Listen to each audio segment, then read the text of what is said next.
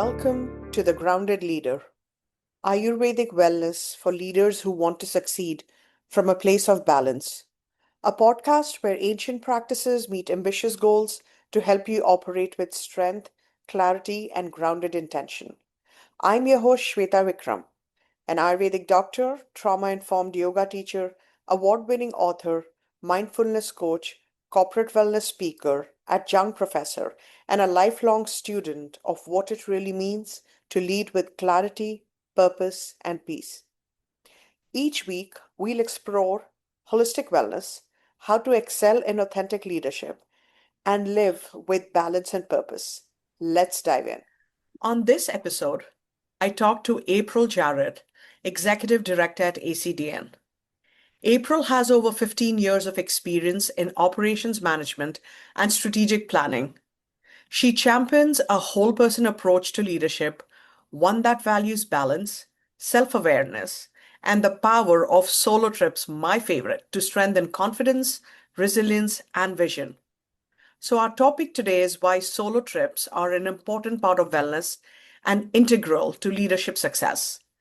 From an Ayurvedic or holistic lens, solitude and changing environment support mental clarity, stress relief, and creativity in leadership. The deeper we connect with ourselves, the better we connect with others.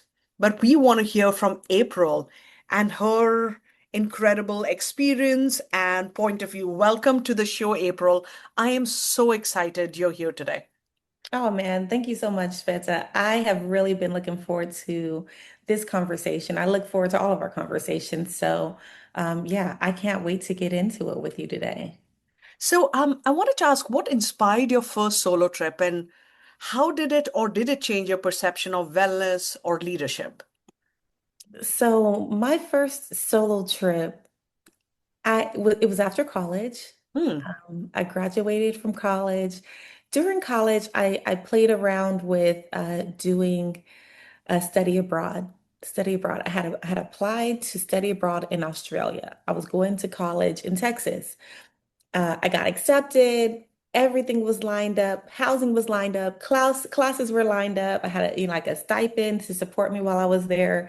All of those things were lined up. And I called my mom, and my mom talked me out of it.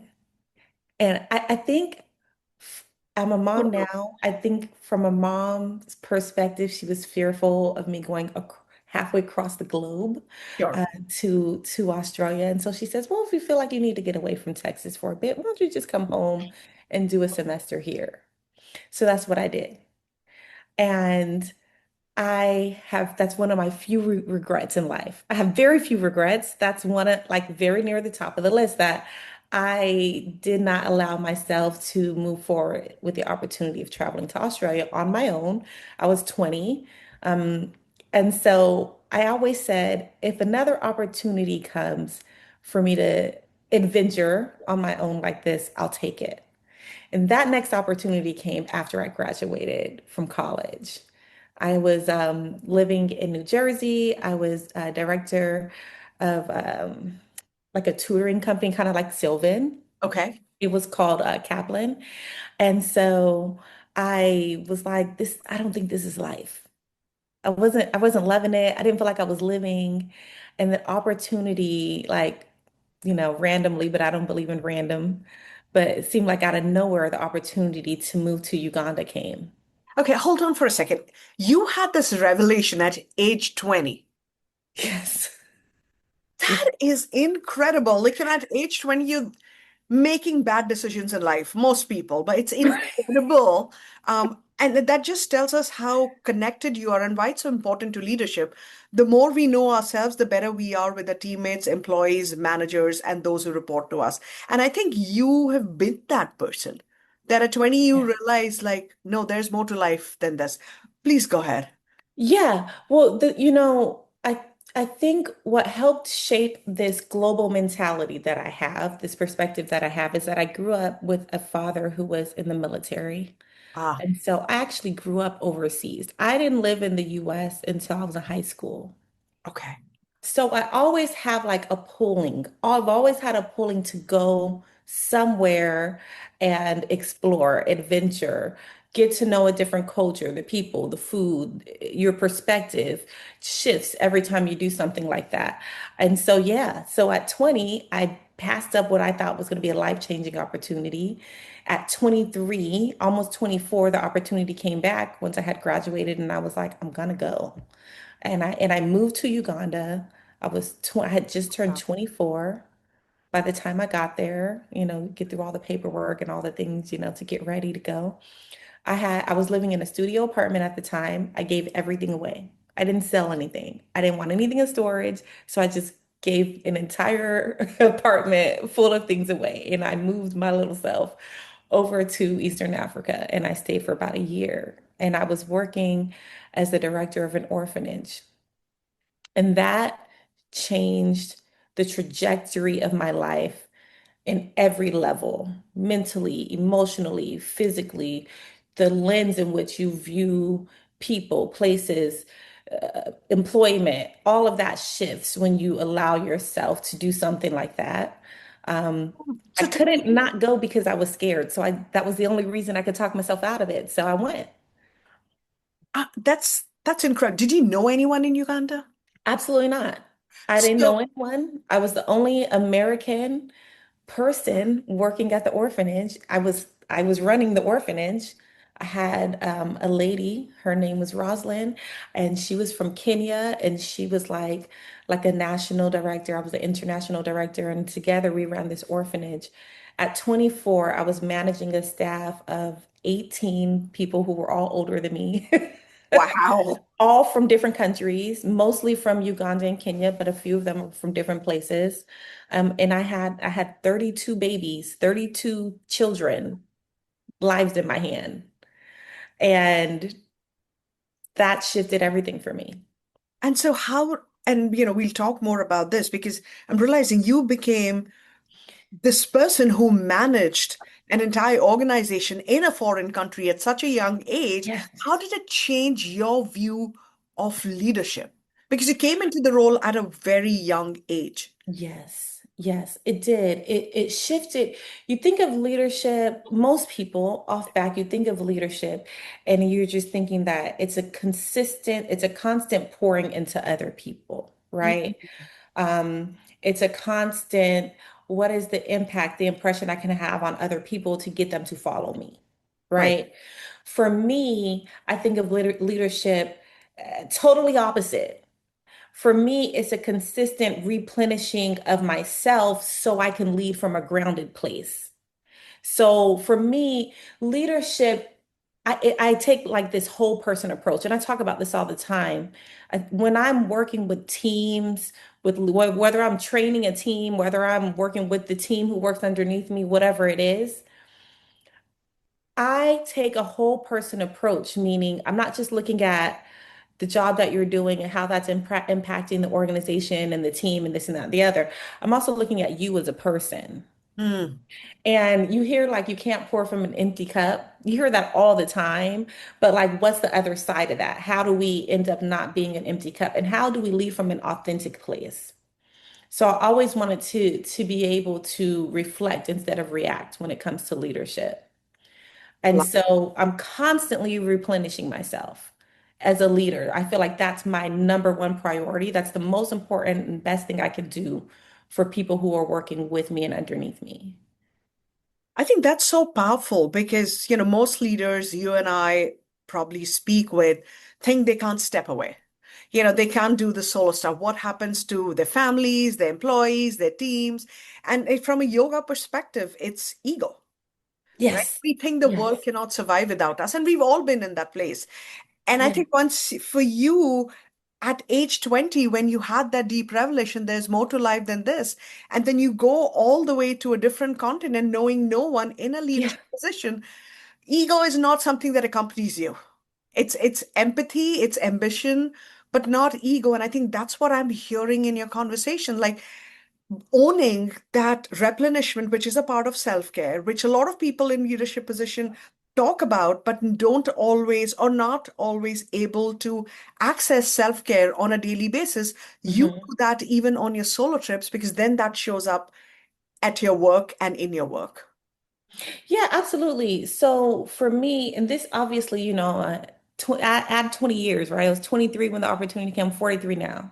So over the years, this has even evolved like from a mindset thing because you look at from a leadership perspective, it's that ego thing, right? Like the ship can't run without me. If I Right. don't take a step away, what's gonna happen? If I take a step away, what's gonna happen while I'm gone? That control thing. I'm the only one who can do this. Everybody needs me type situation. But I really believe that as leaders, if we want to be leaders that are authentic and true and genuinely true and rooted in our core values and what's important to us, we can't afford not to step away, right? And Yes. so instead of saying, oh, I don't know, can I take these 7 days or 3 days or one day away from the office? It's like, if I don't take this time away and recharge, recalibrate, realign, reflect, if I don't take the time to do that, am I really the leader that they need and deserve to be? And so we look at solitude sometimes, taking time for ourselves, and not just at work as a parent. I do this as a parent as well. I do this in my friendships, in my relationships with my siblings, everybody. For me, solitude you can feel that guiltiness, Yes. right? Much so. You Very feel much the so. guiltiness for putting up boundaries with your kids, with your spouse, with your family, even with your friends. But to me, I don't see solitude as selfish. I see it as strategic. Can you speak more to that? Because the reason I ask is, we live in a world that celebrates being constantly connected, constantly being Mhm. available, constantly our phones pinging, notifications, dysregulating our nervous system. And so, can you speak to that? Like, why is this solitude also, especially during solo travel, so important for leaders? Because you're doing solo travel, the assumption is, oh, so you are in this place and you'll be connected and you'll be checking emails. So, following through that solitude during solo travels, how does that empower leadership or leadership well-being? So when you lead from a whole person perspective, you know that what's in you is what's going to come out. And Mm. so when that's why I say solitude is strategic.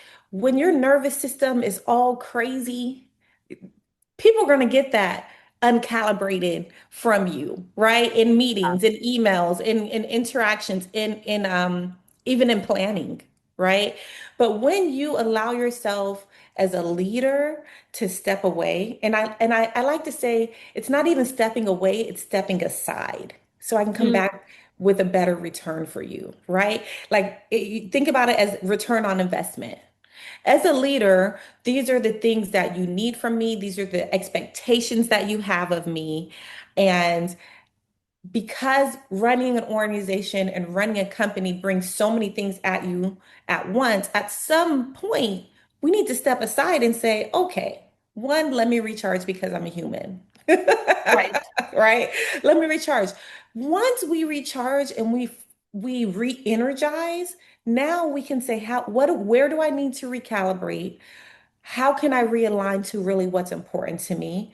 How can I separate what's urgent from important? These are things because things get so jumbled up. We need to take the time so that we can lead from a place of peace and perspective. That's so important to me. So I don't just take solo trips like away out of the country. I do that, but some of my solo self-care as a leader is in the middle of my day taking a wellness walk I love that. to just breathe off my morning to get ready to give the best for whoever is coming for me in my afternoon, whether it's more meetings, whether it's the kids coming home from school, whatever it is. Right. And so it's so important that we prioritize. And then it's like this is how it goes.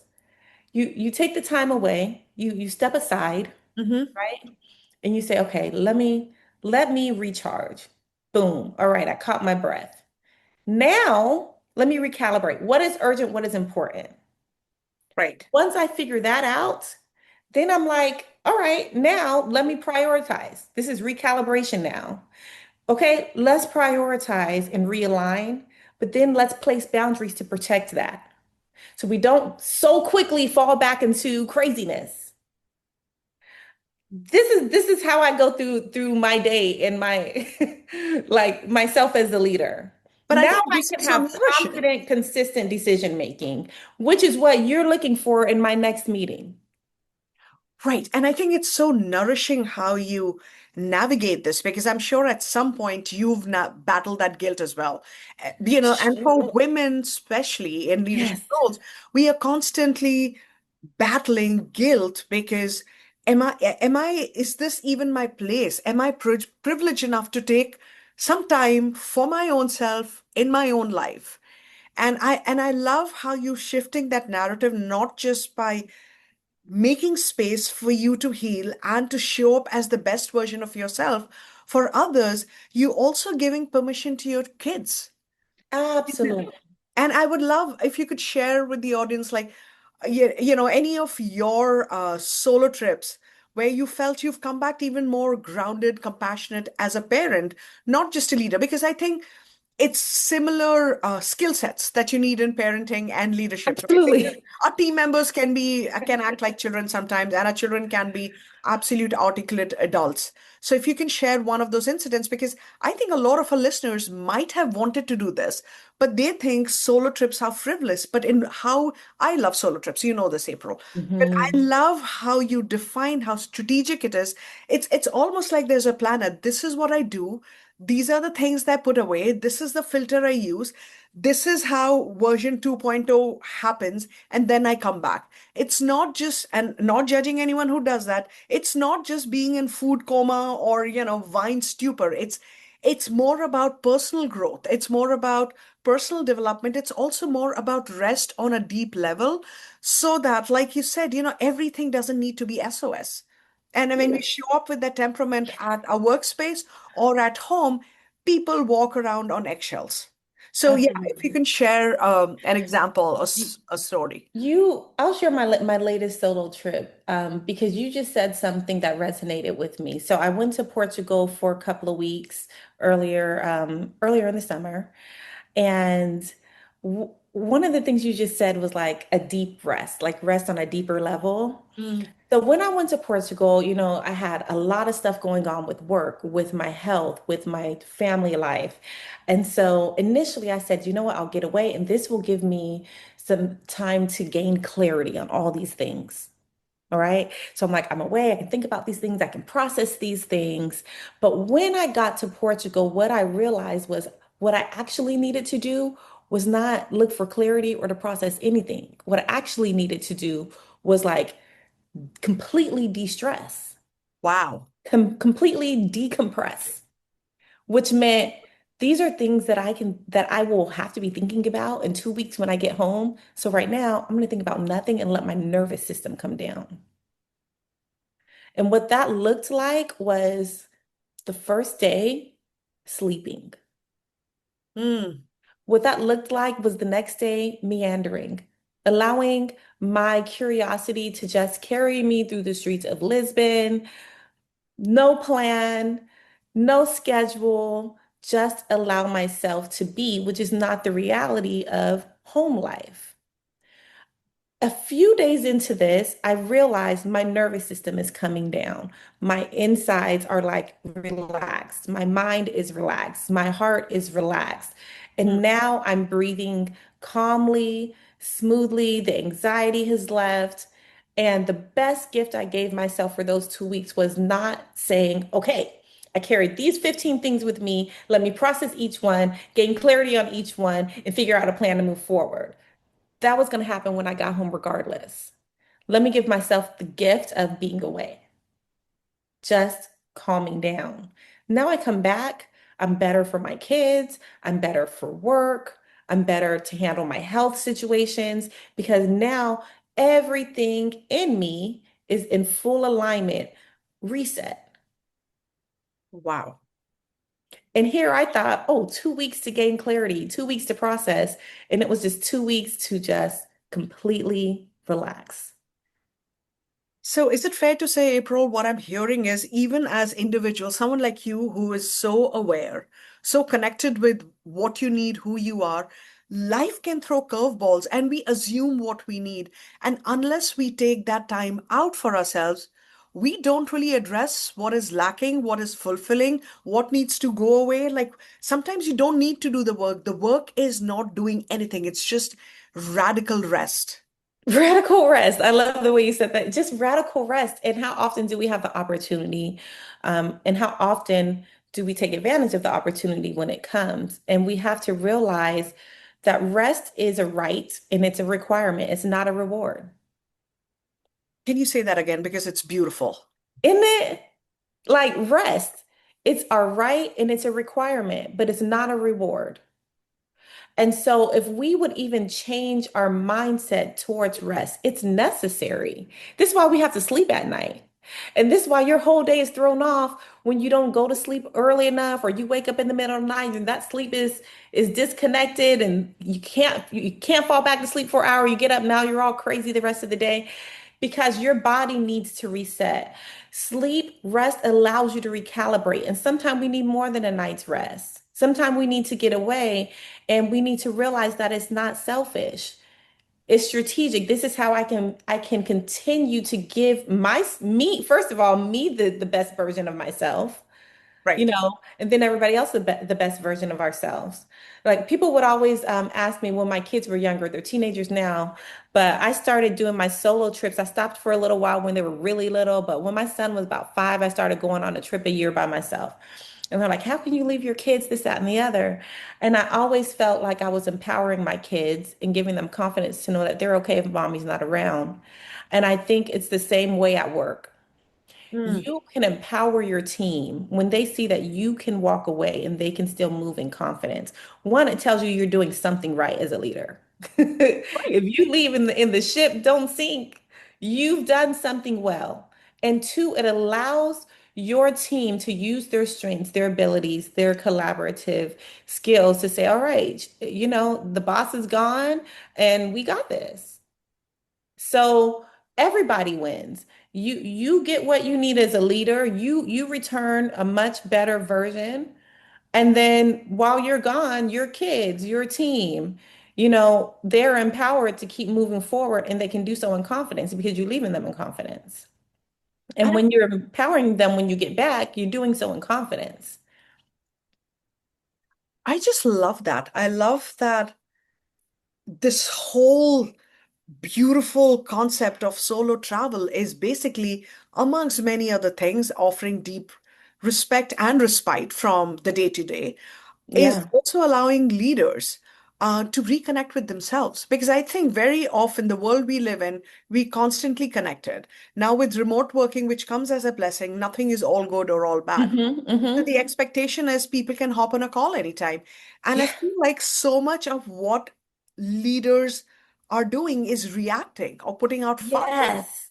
So you might not Yes. even know if that's your inherent nature to respond to a situation such because you haven't had the space to reconnect with yourself. And so that becomes your default. It's people, when they get a heartburn because they drink wine and they start popping pills, so the heartburn won't happen. And in Ayurveda, we talk about the 6 stages to a disease. Your body is, before it starts screaming, it pinches you, tickles you. So that heartburn is telling you something. But if you keep Hmm. popping those pills, you don't really know what works for you, what doesn't. And then one day, Absolutely. oh, it's a full-blown disease. And I think that's what is happening mentally in leadership Yeah. spaces as well.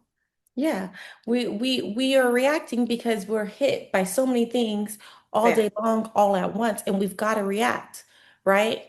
But we need to get to a place where we can step aside, not step away, but step aside Mm, and reflect on this and recalibrate and realign and then move forward. I really believe that healthy leadership models healthy boundaries. mm, If you don't have boundaries, healthy boundaries in place, authentic boundaries in place, that reflect who you are as a person, your core values, your core vision, that will be reflected trickling down. I think everything in an organization trickles down from the top. You can tell the type of leader of an organization by what's going down underneath. And so, if you don't have healthy boundaries in place, you're going to also see the chaos in your organization. That's going to reflect down. That's a ripple. effect right there. So if you can model healthy boundaries, then you can also teach that to your team, to your children, or your friendships, or whatever it is. Boundaries are so important, but very important with leadership. They protect you and they protect others. They're good. Boundaries are good. People kind of see boundaries as bad, like, oh, there's this big wall up. No, boundaries are good. They protect both sides. I love you use the word boundaries and leadership and how it all adds to well-being. Because to your point, there is this notion, this connotation about what boundaries are. And sometimes as leaders, we might enable bad behavior. And I say bad in air quotes here because it's relative, because we haven't set those boundaries. Hmm. So, people have their own personalities. And when we have these healthy boundaries in place, ultimately the health of the organization, the culture of the organization thrives because Hmm. there's a protocol in place, and that can only be done if a leader is well rested, if they've Yes. connected with themselves. So April, can you tell us what are some mindset shifts or insights that leaders can expect to experience, when they intentionally step away from their roles through solo travel? What I know from experience Right. is that, from my experience, is that solo travel, it lends sharper clarity, Okay. deeper compassion. And if you have the whole person approach to leadership that I do, compassion is very important. So deeper compassion, renewed confidence. Confidence as a leader, man, Mm, it can easily leave you if you're not intentional about it. It can easily leave you. Um, Perspective and energy. And one thing I realized is I can't have joy if I'm depleted. right. And for me, joy fuels leadership for me. So if my energy is constantly, down in the dumps, I can't lead from a joyful place. And that affects how I'm interacting with people, with problems, with, you know what I mean, my perspective. And so re-energizing is very important. And that's why I said earlier that rest is your right, but it's also a requirement. So yeah, I believe that's what you get from solo travel. You get a sharper clarity, deeper compassion. You get the energy, the perspective, and renewed confidence as a leader. I love that. I love everything that you've said, and now am going to.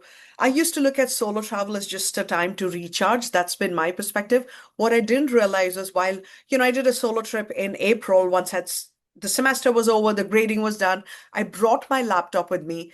April, I opened it one day and I closed it. I was like, I just can't even. And I Yeah, love walking through new yeah, cities yeah.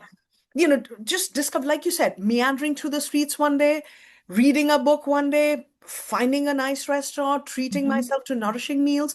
Hmm. And Hmm. sometimes not having agendas creates beautiful agendas that Yeah, we need in the moment. And absolutely. Yeah, it, yeah. And it opens you up to um, encounters and experiences that will totally help your perspective from a leadership standpoint. And so sometimes, I when I travel, I might take one or 2 days, or I might put something like, schedule a tour here, or, something like that. But for the most part, I like to just be, because that's not what I'm able to do in my day to day. And so then now I'm open to bump into this person and talk to them about, what it is to live at this place, or learn about a culture, or try new foods, or, just the curiosity. And then if you can be a curious leader as well, that also mm, helps. And so just allowing yourself to be open to those things and to have the opportunity to take advantage of them is gold. That's priceless from a leadership perspective. I couldn't agree more. And I love what you said about curiosity because when we are curious as leaders, we hold space for Yeah. different ideas, innovations, viewpoints. Yeah. We've all had managers at some point, and hopefully we've not been those people where, people are like walking around eggshells. If I say something, oh, it's going to impact my performance review. If I say Yeah. something, my ideas will be stolen. If I say something, somebody's going to explode. I think that curiosity is such a beautiful quality, and we, Yeah. with our adult minds, sometimes limit it to, oh, the creative types are curious, children are curious. Yes. But to thrive, we all need Yeah. to be curious because it goes back to that point of ego. You, Yes. if you have that much ego, unhealthy ego, healthy ego is good. Mhm. Unhealthy ego because you've not had that rest, you've not reconnected with yourself, you've not built those healthy boundaries. All that one would try to do is control, control, control. How your employee breathes, what your children eat, Yes. what your Yes. partner says, how your siblings behave, versus when you come from this place of wholesomeness, which you've been talking about, I think the approach changes. Absolutely. I It have one absolutely last changes. question. Hmm. Sorry, please go ahead. No, no, no, you're good, you're good. I could talk all day about this. What's your last question? This has been so incredible, April. Thank you so much for everything that you've shared, your honesty, your insight, your valuable input, because I know even though I've been doing solo trips, something shifted within me after talking to you. Things Oh, that I wasn't looking at. Like I was gaining this. I do the same thing. I don't have agendas. I believe mhm. in just being, not doing, but I don't think I was defining it so deeply the way you did. And I was like, okay, yeah, that makes sense why I didn't want to do this or didn't want to do that. Yeah, Like, yeah. that deep rest is so important. So people like yourself, like what advice would you give to high performing professionals who feel guilty or hesitant about taking time away from home? And how would you like reframe solo travel as an investment in the leadership? No, it's not selfish. No, it's not selfish. As I said earlier, solitude from a leadership perspective is so strategic. From a, if I'm talking to high, what'd you say, high invested leaders, high earning Yes. leaders. So High from a performing leadership, I'm gonna use a professionals. term we all talk about, which is what as a leader, which is your ROI. What's your return on investment? And I believe the return on investment with solo travel is completely undeniable. It's Mm. completely undeniable. It doesn't matter if you go away for a day, a week, a month. What you are gaining personally will always spill over into what you are able to do from a professional standpoint. There's a direct link between your ability to show up as a leader and your ability to show up for yourself. Leadership starts with leading yourself. How well you lead yourself is how well you're going to be able to lead your team.